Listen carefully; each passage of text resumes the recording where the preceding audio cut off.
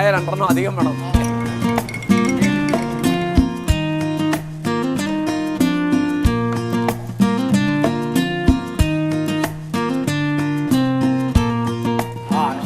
വായിരി ഭാഗ്യത്തിന് മഴയില്ല. ശശിയുടെ കട എന്ന് പറഞ്ഞതാ. ശശി ഇതിനെന്താ തീരം എന്നാണ് പേര് അല്ലേ? ഞങ്ങളത് പറയില്ലേ, ശശിയുടെ പീടിയാന്ന് പറയാ.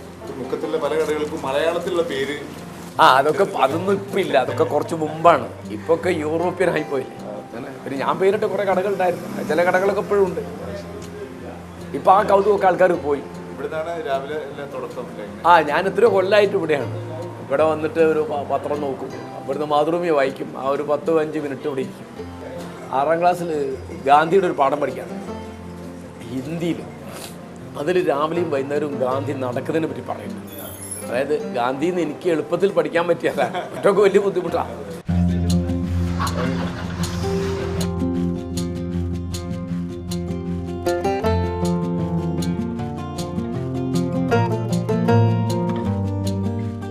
എൻ്റെ ബാപ്പ കോൺഗ്രസ്സുകാരനായിരുന്നു. അപ്പോൾ അക്കാലത്തൊക്കെ കോൺഗ്രസിൻ്റെ പത്രമാണ് മാതൃഭൂമി. അപ്പം മാതൃഭൂമി ഞാൻ ചെറിയ കുട്ടിയാകുമ്പോൾ എൻ്റെ വീട്ടിലുണ്ട്. മാതൃഭൂമി ഇവിടെ വേറെ ആരും നാട്ടിൽ വേറെ ആരും അങ്ങനെ വാങ്ങിയതല്ല. എങ്കിലും അപ്പേട്ടൻ്റെ വീട്ടിലും എൻ്റെ വീട്ടിൽ മാത്രമേ മാതൃഭൂമി ഉണ്ടായിരുന്നുള്ളൂ. അപ്പോൾ BA പഠിക്കുമ്പോൾ ഞാൻ ഗുരുവായൂരപ്പള്ളിയിലാണ് പഠിച്ചത്. ആ മാതൃഭൂമിയുടെ മുമ്പിലൂടെ പോകുമ്പോൾ ഒക്കെ എനിക്ക് വലിയ മോഹമാണ് മാതൃഭൂമിയിൽ സബ് എഡിറ്റർ ആവണം, അങ്ങനെ ഒരു മോഹമാണ്. അപ്പോൾ അങ്ങനെയാണ് ഞാൻ മാതൃഭൂമിയിൽ ചേരുന്നത്. മാതൃഭൂമി ചേർന്ന് കഴിഞ്ഞിട്ട് പിന്നെ അവിടെ ഇരിക്കുമ്പോഴാണ് എനിക്ക് മറ്റേ PSC വിളിക്കുന്നത്, ഗവൺമെൻറ് കോളേജിൽ പോസ്റ്റ് ഉണ്ട് പറഞ്ഞിട്ട്. ഇത് ഇരുവഞ്ഞിപ്പുഴയാണ്. ഇത് നമ്മുടെ വയനാടൻ എന്നുള്ള ഈ വെള്ളേരിമലയിൽ നിന്ന് പുറപ്പെടുന്ന നടക്കുന്നത്, രാവിലെ വൈകുന്നേരം നടക്കുന്നതിൻ്റെ തീരത്താണ്. പിന്നെ എനിക്കിവിടെ വിട്ടുപോകാൻ ഇഷ്ടമല്ല.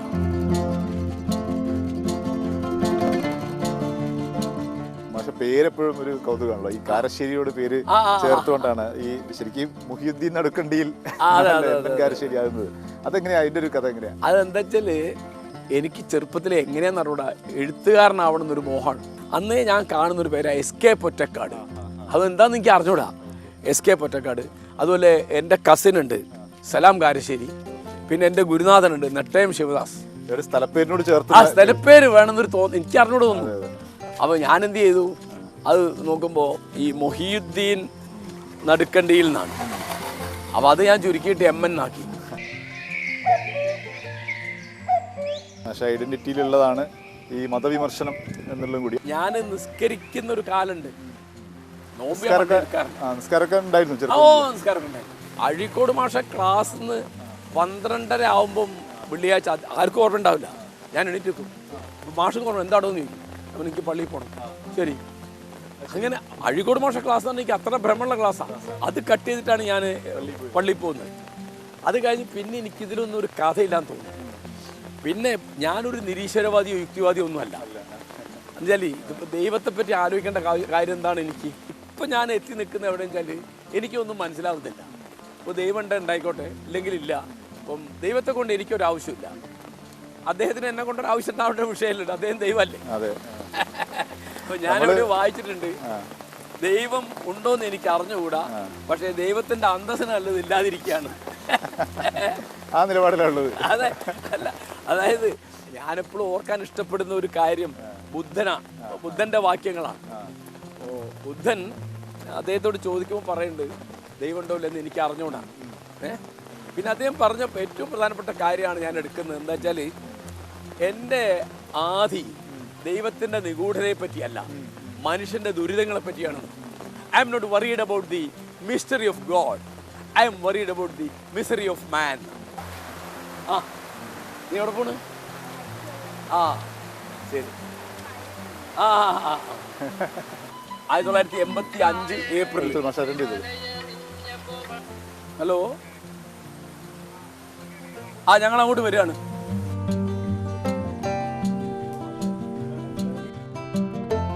വിമർശനം പറയുന്ന കൂടെ തന്നെ പിന്നീട് കാരശ്ശേരി മാഷെ കുറിച്ചുള്ളൊരു ഫേസ് ഭയങ്കര ജമാഅത്തെ ഇസ്ലാമിക് വിമർശകനായിട്ടാണ് പിന്നീട്. ജമാഅത്തെ ഇസ്ലാമിയുടെ വിമർശകനാണ് ഞാൻ എന്നും. ആധുനിക രാഷ്ട്രീയ തത്വം എന്ന് പറയുന്നത് 3 എണ്ണാണ്.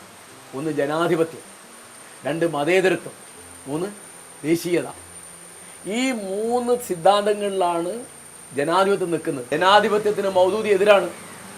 കാരണം അദ്ദേഹം ദൈവികാധിപത്യത്തിൽ വിശ്വസിക്കുന്ന ആളാണ്. നിയമം ഉണ്ടാക്കേണ്ടവരാണ്, ദൈവമാണ്. അപ്പോൾ ഖുർആനാണ് അവരുടെ ഭരണഘടന എന്ന് പറഞ്ഞത്. പക്ഷെ അതേ ജമാഅത്ത് ഇസ്ലാമി ഇപ്പോൾ ജനാധിപത്യ പ്രക്രിയയിൽ പങ്കെടുക്കുന്നുണ്ട്. നിൽക്കുന്നത് എന്തിനാണ്? നിൽക്കുന്നത് ഒരു ഇസ്ലാമിക രാഷ്ട്ര സ്ഥാപനത്തിന് വേണ്ടി പ്രചാരവേല നടത്താനാണ്. അതിലൊരു കൗതുകം തോന്നാനുള്ള കാരശ്ശേരി ഇപ്പം പറഞ്ഞ പോലെ കാരശ്ശേരി ഇവിടെ ചേന്ദമംഗലൂരപ്പുറം ഈ കേരളത്തിൽ തന്നെ ജമാഅത്ത് ഇസ്ലാമിയുടെ ഒരു അവരുടെ ഒരു വലിയൊരു കേന്ദ്രമായിട്ട്. അതെ, അവിടെ അമീർ ചേന്ദമംഗലൂരുണ്ട് എൻ്റെ വിമർശകൻ. അവരാരോട് എനിക്കൊരു വ്യക്തിവിരോധമില്ല, അവർക്ക് എന്നോടുമില്ല, അഭിപ്രായ വ്യത്യാസമുണ്ട്. പല കാലഘട്ടങ്ങളിലൂടെയും കടന്നു വന്ന ഒരല്പം വൈക്കം മുഹമ്മദ് ബഷീർ, എസ് കെ പൊറ്റക്കാട് ഉൾപ്പെടെയുള്ള ആ കാലത്ത് കോഴിക്കോട് കേന്ദ്രീകരിച്ചിട്ടുണ്ടായിരുന്ന, അല്ലെങ്കിൽ കോഴിക്കോട് മാത്രമല്ല ഉണ്ടായിരുന്ന ആളുകളൊക്കെ ആയിട്ട് വലിയ ബന്ധം, പരിചയം. ചേർത്തിൽ ഈ അതിൻ്റെ ഒരു അനുഭവം എങ്ങനെയായിരുന്നു? പക്ഷേ ഈ സാഹിത്യ ലോകത്തേക്കുള്ള ദൈവത്തെ പറ്റിയുള്ള എൻ്റെ ഒരു പരാതി, എല്ലാ മനുഷ്യൻ്റെ ജീവിതവും ഒരു നിലയ്ക്ക് അല്ലെങ്കിൽ വേറെ നിലയ്ക്ക് ദുരിതപൂർണ്ണമാണ്. ദൈവം ഉണ്ടാക്കി ഈ ലോകത്ത് ഇത്രയൊക്കെ ദുഃഖങ്ങളുണ്ട്. ഇക്ബാൽ വലിയ വിശ്വാസിയല്ലേ, ഇക്ബാലിൻ്റെ ഒരു വാക്യം ഞാൻ എപ്പോഴും ഓർക്കും, ദൈവമേ നീ ഇരുട്ട് സൃഷ്ടിച്ചു, ഞാൻ വിളക്ക് കണ്ടുപിടിച്ചു. സംഗീതം, നൃത്തം, അഭിനയം, സിനിമ, സാഹിത്യം, എല്ലാ കലാരൂപങ്ങളും. ഈ കലയാണ് ഈ ദൈവത്തിനെതിരായിട്ട് മനുഷ്യൻ സൃഷ്ടിച്ച സാധനം എന്നാണ് എൻ്റെ കഥ. ഞാൻ 5ാം ക്ലാസ് തൊട്ട് തന്നെ വായനക്കാരനാണ്. എനിക്ക് ആ കുട്ടിക്കാലം മുതൽ ആ വിളക്കേടിയിലൊരു യാത്ര ആയിരുന്നു. അപ്പോൾ അതുകൊണ്ട് സാഹിത്യം പഠിക്കുക, സാഹിത്യം പഠിപ്പിക്കുക, അതിനുവേണ്ടി ആളെ പ്രേരിപ്പിക്കുക. അപ്പം ഞാൻ ഏത് പ്രായമുള്ള ഏത് രോഗമുള്ള ആളും പറയും, നിങ്ങൾക്ക് ഒരു മരുന്നുണ്ട്, പുസ്തകം വായിച്ചാൽ മതി.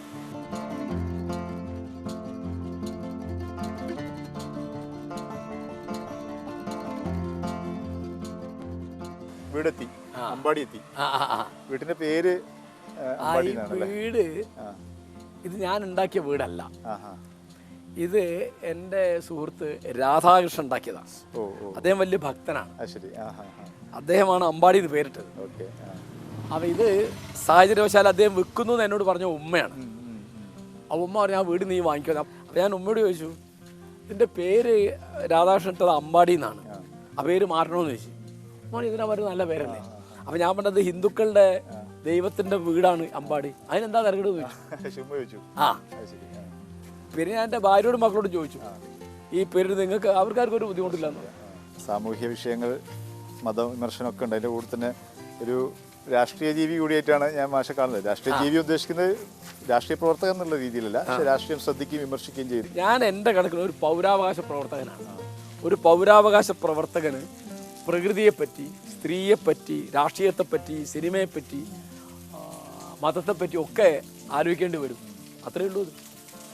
അപ്പൊ അതൊന്നും വ്യത്യസ്തമാണെന്ന് ഞാൻ തീരെ വിചാരിക്കില്ല. സർക്കാർ വിരുദ്ധ, ഇടത് വിരുദ്ധ പറഞ്ഞുകൊണ്ടിരുന്ന ആളെന്നുള്ളതാണ് സാറ് മാഷ്ക്കെതിരെയുള്ള ഒരു പ്രതിച്ഛായ. അതെ, അല്ല എന്താ വെച്ചാലേ 2ാം പിണറായി സർക്കാരിന്റെ കാലത്താണത്. 1ാം പിണറായി സർക്കാരിന്റെ കാലത്ത് എനിക്ക് അത്ര പരാതി ഉണ്ടായിരുന്നില്ല. മാത്രമല്ല അതിന് തെളിവ് ഞാൻ പറയാം, കൈരളി ചാനൽ എന്നെ ചർച്ചയ്ക്ക് വിളിച്ചിരുന്നു. അപ്പൊ അത് കേരളയിലാണ് ഞാനും അവരുമായിട്ട് പടങ്ങാനുള്ള ഒരു കാര്യം. മാഷ് പക്ഷേ ഒരു കോൺഗ്രസ്സുകാരെന്നുള്ളൊരു പ്രതിച്ഛായാണ് പൊതുവെ. അല്ല, ഞാൻ കോൺഗ്രസ്സുകാരനല്ല, അത് കോൺഗ്രസ്സുകാർക്ക് അറിയാം. 75 വയസ്സ് പൂർത്തിയായി. ഇനി എന്തെങ്കിലും ഇങ്ങനെ ചെയ്യാൻ ബാക്കിയുണ്ടെന്ന് പറയേണ്ടതുണ്ട്, അങ്ങനെ എന്തെങ്കിലും? ഇല്ല, ഞാനിപ്പോ മാതൃഭൂമി വാരുന്നപ്പോ ഇപ്പൊ പറഞ്ഞിട്ട് വെയിലാറുമ്പോൾ എന്ന് പറഞ്ഞ എന്റെ ആത്മകഥ എഴുതിട്ട് ഇപ്പൊ എനിക്ക് ആകെ ഉള്ളൊരു അത് കഴിയുന്നത്ര എഴുതി പൂർത്തിയാക്കണം എന്ന് മാത്രമേ ഉള്ളൂ. വേറെ എനിക്ക് യാതൊരു മോഹവും ബാക്കിയില്ല. ഇപ്പോൾ മരിക്കാൻ സമ്മതമാണെന്ന് ചോദിച്ചാൽ ഞാൻ പറയാം, വെയിലാറുമ്പോൾ തീർക്കാൻ പറ്റാൻ നന്നായി. ഞാനത് പറഞ്ഞ വാക്കാണത്. പക്ഷെ അങ്ങനെയൊന്നുമല്ല, മാഷ് ഇവിടെ വേണം, കേരളത്തിനും മലയാളത്തിനൊക്കെ വേണം. സാമൂഹ്യ വിമർശനവും മതവിമർശനവും രാഷ്ട്രീയ വിമർശനവും ഒക്കെ ആയിട്ട് വേണം. അപ്പം 75ാം പിറന്നാളിന് എല്ലാവിധ ആശംസകളും. ഈ സമയത്ത് ഒരു തമാശ പറയാം. തെക്കോടിയന് 70 വയസ്സായപ്പോൾ കോഴിക്കോട്ട് ഒരു മീറ്റിംഗ് വെച്ചു, സപ്തതി. അതിനൊരാൾ പ്രസംഗിച്ചു, തെക്കോടിയൻ 100 കൊല്ലം 100 വയസ്സ് വരെ ജീവിച്ചിരിക്കട്ടെ. അപ്പോൾ തെക്കോടിയൻ ചോദിച്ചു അടുത്തുള്ള ആളോട്, ചെലവിന് ഇപ്പം തരുമോ?